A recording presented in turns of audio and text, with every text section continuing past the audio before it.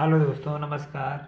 आज हम अनुभाग 3 भाषा परीक्षण हिंदी, जिन बच्चों का भाषा परीक्षण हिंदी है, जिन्होंने अपने फॉर्म को भरते समय हिंदी का चयन किया है, उन बच्चों के लिए आज हम हिंदी भाषा पढ़ाएंगे। हिंदी भाषा में 4 अनुच्छेद होते हैं। 4 अनुच्छेद होते हैं। उस 4 अनुच्छेद में 4 प्रश्न होते हैं प्रत्येक एक अनुच्छेद में, और 4 प्रश्न में प्रत्येक प्रश्न के 4 विकल्प होते हैं। जिस तरीके से सभी प्रश्नों में 4 विकल्प होते हैं, इसी तरीके से इस अनुभाग में भी 4 विकल्प होते हैं प्रत्येक प्रश्न के। पहले हम इसके निर्देश पढ़ेंगे। निर्देश क्या है? इस अनुभाग में 4 अनुच्छेद हैं। प्रत्येक अनुच्छेद के अंत में 5 प्रश्न पूछे गए हैं। कितने? 5 प्रश्न। प्रत्येक अनुच्छेद को ध्यान से पढ़िए और पूछे गए प्रश्नों के उत्तर लिखिए। प्रत्येक प्रश्न के लिए 4 संभावित उत्तर हैं, जिन्हें ए, बी, सी और तथा डी क्रम में दिया गया है। इनमें से केवल एक उत्तर सही है। सही उत्तर आप अपनी OMR शीट में लिखिए। चलिए अनुच्छेद 1 पढ़ते हैं। क्या लिखा है? अनुच्छेद 1 लिखा है, संसार में सबसे मूल्यवान वस्तु समय है, क्योंकि दुनिया की अधिकांश वस्तुओं को घटाया बढ़ाया जा सकता है, पर समय का एक क्षण भी बढ़ा पाना व्यक्ति के बस में नहीं है। समय के बीत जाने पर व्यक्ति के पास पछतावे के अलावा कुछ नहीं होता। विद्यार्थी के लिए तो समय का और भी अधिक महत्व है। विद्यार्थी जीवन का उद्देश्य है शिक्षा प्राप्त करना। समय के उपयोग से ही शिक्षा प्राप्त की जा सकती है। जो विद्यार्थी अपना बहुमूल्य समय खेल कूद, मौज मस्ती तथा आलस्य में खो देते हैं, वे जीवन भर पछताते रहते हैं, क्योंकि वे अच्छी शिक्षा प्राप्त करने से वंचित रह जाते हैं और जीवन में उन्नति नहीं कर पाते।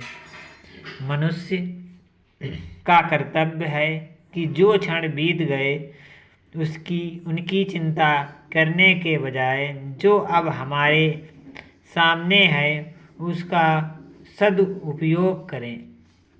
ये हमारा फर्स्ट अनुच्छेद है। एक अनुच्छेद में 5 प्रश्न हैं। अभी हम इसके बारी बारी से प्रश्न लेंगे। प्रश्न नंबर 61वां, विद्यार्थी जीवन के बारे में क्या सही नहीं है? विद्यार्थी जीवन के बारे में क्या सही नहीं है? क्या चीज़ सही नहीं है? हम विकल्प पढ़ेंगे। विद्यार्थी जीवन का उद्देश्य शिक्षा प्राप्त करना है। विद्यार्थी जीवन के लिए समय का दुरुपयोग करना जरूरी नहीं है। विद्यार्थी जीवन के लिए समय का अधिक महत्व है। विद्यार्थी अपना कीमती समय खेल कूद व आलस्य में बिता देते हैं। विद्यार्थी के लिए जो पहला ऑप्शन ए है, विद्यार्थी जीवन का उद्देश्य शिक्षा प्राप्त करना है, ये तो सही है। अब हमें क्या है जो सही नहीं है? विद्यार्थी के जीवन में जो सही नहीं है, विद्यार्थी जीवन में जो सही नहीं है वो ऑप्शन डी है। विद्यार्थी अपना कीमती समय खेल कूद व आलस्य में बिता देते हैं, जबकि ये हमें नहीं, विद्यार्थी के जीवन में ये नहीं करना चाहिए। तो इसलिए जो हमारा अनुच्छेद पढ़ने से जो उसका सारांश निकलता है प्रश्न का, वो यही है। क्या? कि विद्यार्थी अपने कीमती समय खेल कूद व आलस्य में बिता देते हैं, जो विद्यार्थियों के लिए हानिकारक होता है। ठीक है। अब हम 62वां प्रश्न लेंगे। क्या है? समय के बीत जाने पर व्यक्ति के पास पछतावे के अलावा कुछ नहीं होता। तो क्या इसमें भरा जाएगा? के अलावा, या के कारण, के लिए, के साथ, के अलावा। जो ए ऑप्शन हमारा है वो हमारा बिल्कुल मैच करेगा, रिक्त स्थान को भरने में बिल्कुल मैच करेगा। ठीक है, ये जो ए वाला जो है वो हमारा वाक्य को पूर्ण कर देगा। क्या? समय के बीत जाने पर व्यक्ति के पास पछताने के अलावा कुछ नहीं होता। तो इसलिए ए हमारा ऑप्शन बिल्कुल सही है। अब हम देखेंगे 63वां सवाल है, समय के उपयोग, इसमें बोला जाएगा उपयोग, समय के उपयोग से ही शिक्षा प्राप्त की जा सकती है। समय के लाभ से नहीं, न दुरुपयोग से, न अनुपयोग से। क्या? उपयोग से। तो 63वें का ए ऑप्शन सही है। इस तरीके से 64वां पढ़ेंगे। 64वां सदुपयोग का विलोम शब्द है। सदुपयोग, एक होता है उपयोग और ये सदुपयोग। तो सदुपयोग मतलब दुरुपयोग, उसका उल्टा होगा दुरुपयोग। इसमें ऑप्शन दिया है उपयोगी, उपयोग, दुरुपयोग या कोउपयोग। तो इसमें जो सही ऑप्शन है सी है, दुरुपयोग। सदुपयोग का विलोम शब्द, विलोम माने उल्टा, विलोम मतलब उल्टा, तो उसका सदुपयोग का उल्टा दुरुपयोग। तो सी ऑप्शन इसलिए हमारा सही है। अब हम 65वां प्रश्न देखेंगे। अनुच्छेद में प्रयुक्त वंचित का अर्थ है। वंचित, वंचित माने होना है के बिना, वंचित माने होता है के बिना, किसी के बिना। तो इसमें आनंद, वंचित आनंद नहीं होता है, वंचित होता है रहित, सहित भी नहीं होता, रहित, के बिना। वंचित का अर्थ होता है के बिना या रहित। तो ना आनंद होगा, ना आवश्यक होगा, ना सहित होगा, इसलिए रहित होगा। जो 65वें का डी ऑप्शन है वो बिल्कुल सही है। तो अनुच्छेद 1 में हमने देखा है 5 प्रश्न थे, 5 प्रश्न के 5 उत्तर हैं। बच्चों को विशेष ध्यान देना है, अनुच्छेद को आराम से पढ़ें, जिससे समझ सकें कि इसमें से जो प्रश्न पूछे गए हैं उनका उत्तर उसी अनुच्छेद में दिया है। तो इस तरीके से जब पढ़ेंगे तो बच्चों को समझ में आएगा कि हमें क्या प्रश्न पूछा है। क्योंकि नवोदय विद्यालय में तीन अनुभाग होते हैं, तीनों अनुभागों में पास होना जरूरी है। यदि आप गणित और मानसिक योग्यता में पास हो गए लेकिन हिंदी में अगर फेल हो गए तो आप फेल ही माने जाएंगे। तो इसलिए हमें तीनों अनुच्छेदों पर ध्यान देना है, फोकस करना है, तभी जाके हम इसे निकाल पाएंगे। तो बच्चों को बहुत ध्यान से पढ़ना है। अब हम अनुच्छेद दूसरा पढ़ेंगे, जो देखो पढ़ते हैं क्या है। मेरे देश का नाम भारत है, जो महाराज दुष्यंत एवं शकुंतला के प्रतापी पुत्र भरत के नाम पर रखा गया। पहले इसे आर्यवर्त कहा जाता था। इस पावन देश में राम, कृष्ण, महात्मा बुद्ध, वर्धमान, महावीर आदि पुरुषों ने जन्म लिया। इस देश में अशोक और महाराणा प्रताप जैसे प्रतापी सम्राट भी हुए। इस देश के स्वतंत्रता संग्राम में महात्मा गांधी, पंडित जवाहरलाल नेहरू, लोकमान्य तिलक, गोपाल कृष्ण गोखले, लाला लाजपत राय, नेताजी सुभाष चंद्र बोस, सरोजिनी नायडू आदि ने कंधे से कंधा मिलाकर संघर्ष किया। ये हमारा अनुच्छेद दूसरा जो है वो हमारी महान विभूतियों के बारे में दर्शाते हुए 5 प्रश्न इसमें पूछे गए हैं। चलो प्रश्न को लेते हैं। प्रश्न पूछा गया, भारत का नाम के नाम पर रखा गया। जो भारत का नाम है वो महाराजा दुष्यंत एवं शकुंतला के पुत्र भरत के नाम पर रखा गया है। किसके नाम पे? भरत के। महावीर, भरत, भारती, दुष्यंत। तो यहाँ पे जो सही ऑप्शन बी है, भारत का नाम भरत के नाम से पड़ा है, जो कि प्रतापी राजा दुष्यंत एवं शकुंतला के प्रतापी पुत्र थे। अब हम 67वां प्रश्न लेंगे। 67वां प्रश्न है, पहले इस देश को कहा जाता था, पहले इस देश को आर्यावर्त कहा जाता था। जो अभी हमने पढ़ा है दूसरे पैराग्राफ में था आर्यावर्त। तो इस तरीके से हम पैराग्राफ को बहुत सोचते हुए पढ़ेंगे, तो उसी में उत्तर हमारा छिपा है, उसी पैराग्राफ में उत्तर छिपा है। बच्चे बहुत ध्यान से इस तरीके के सवाल आएंगे। तो बस है साधारण, बस अगर आराम से पढ़ेंगे, ध्यान में रखते हुए पढ़ेंगे और इसी तरीके से प्रैक्टिस करते रहेंगे हमारे साथ, तो ज़्यादा दिक्कत नहीं होगी, क्योंकि हम पूरा पैटर्न बताते हैं आपको, बीच में कोई भी पैटर्न या कोई भी प्रक्रिया छोड़ते नहीं हैं। चलिए अब हम लेते हैं 68वां प्रश्न। इस देश में अशोक और महाराणा प्रताप जैसी प्रतापी भी हुए हैं। महाराणा प्रताप, इस देश में अशोक और महाराणा प्रताप जैसे प्रतापी भी हुए हैं। कौन? सम्राट, शासक, राजा, सम्राज्ञी नहीं, सम्राट। महाराणा प्रताप सम्राट, प्रतापी राजा हैं, तो इसलिए सम्राट शब्द का उपयोग हुआ है हमारे अनुच्छेद में, इसलिए सम्राट ही है। इसके बाद 69वां प्रश्न है, पावन का अर्थ है।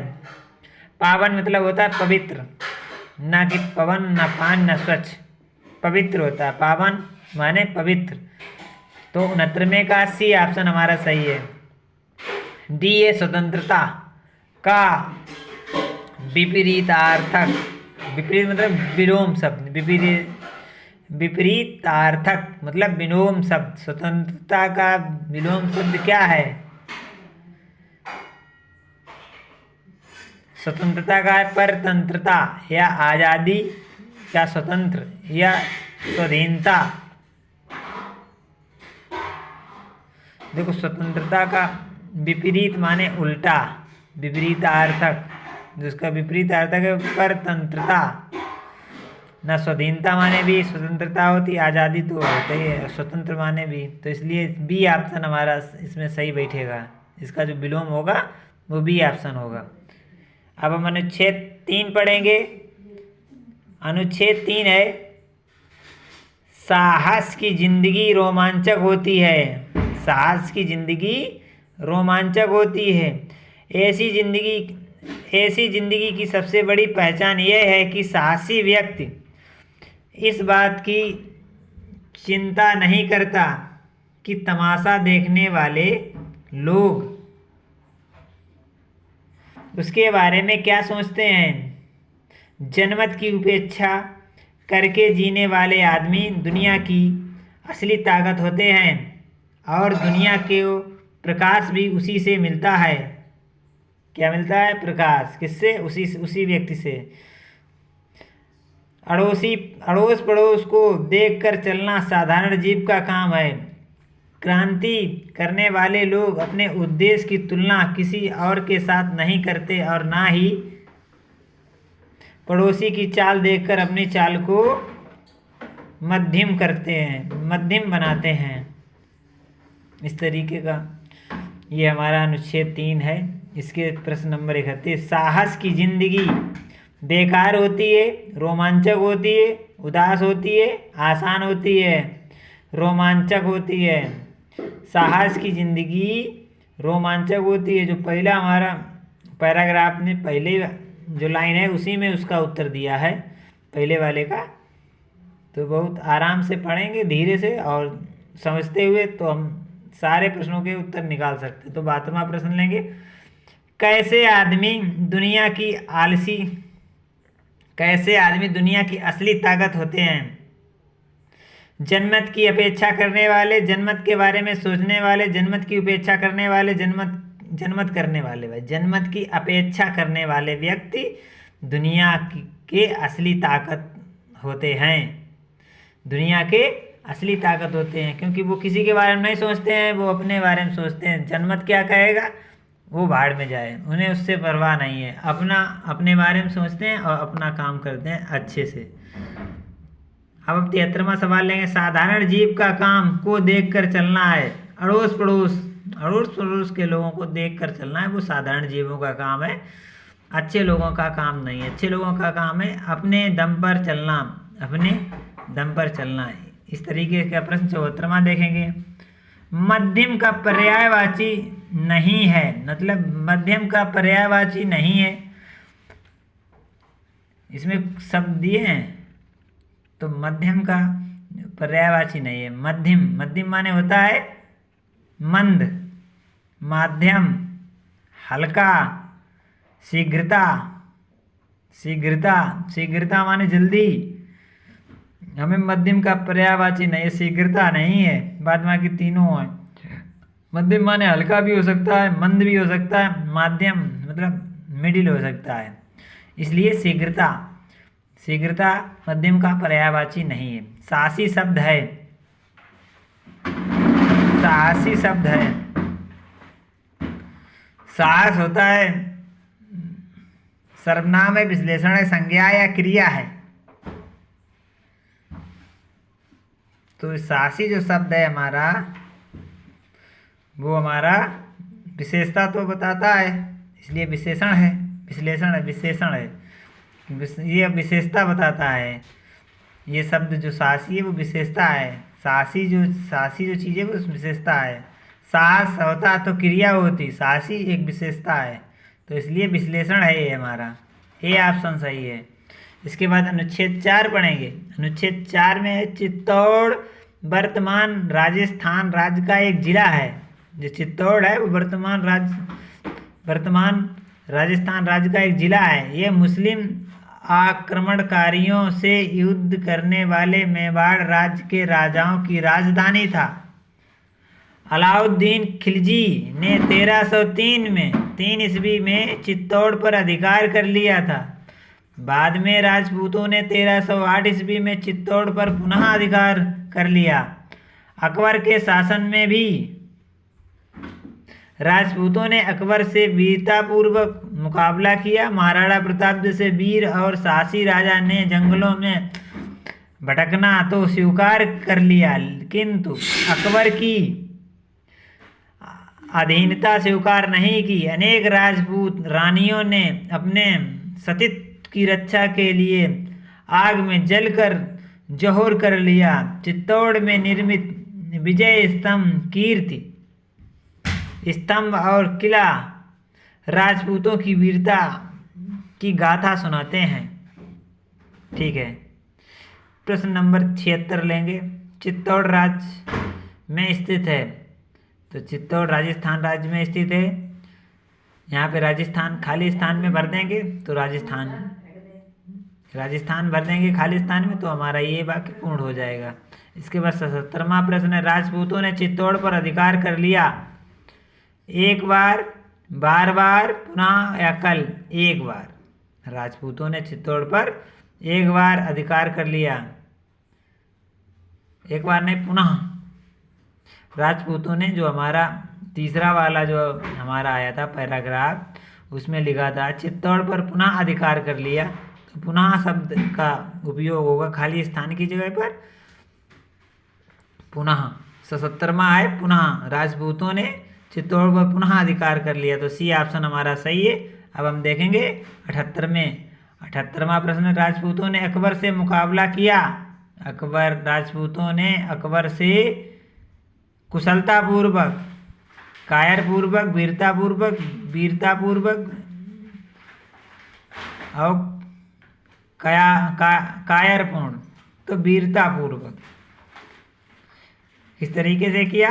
राजपूतों ने अकबर से वीरतापूर्वक मुकाबला किया, तो इसमें 2 ऑप्शन बी और सी बिल्कुल इसमें पूरक है और पूर्ण है, तो वीरतापूर्ण नहीं, वीरतापूर्वक,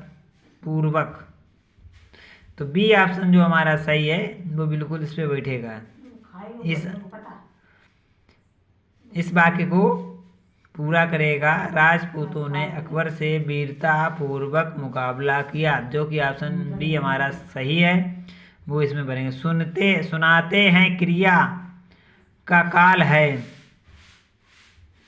सुनाते हैं क्रिया का काल है। क्या सुनाते हैं? वीर गाथा सुनाते हैं। किसकी? वर्तमान, भूत, भविष्य या अनिश्चित? भूतकाल की। भूतकाल की क्रिया है ना, तो बी ऑप्शन सही है। इसलिए वो हमें सुनाते हैं। क्या सुनाते हैं? वीर गाथा सुनाते हैं, भूतकाल है, ये पहले की क्रिया की हुई है। ये इतिहास से लिया गया हमारा पैराग्राफ है, इसलिए इसमें भूतकाल आएगा। तो भूत है, वर्तमान भी नहीं है, भविष्य भी नहीं है, अनिश्चित तो है नहीं। बातें खत्म कर दो। स्वीकार करना का पर्यायवाची शब्द है। स्वीकार करना मतलब मानना, स्वीकार करना या मानना। तो क्या है? पुकारना, मानना, मनाना, विरोध करना, मानना। बी ऑप्शन जो हमारा है 80 का, बी ऑप्शन वो बिल्कुल सही है। हमारा अनुच्छेद, चारों अनुच्छेद पूर्ण हो गए।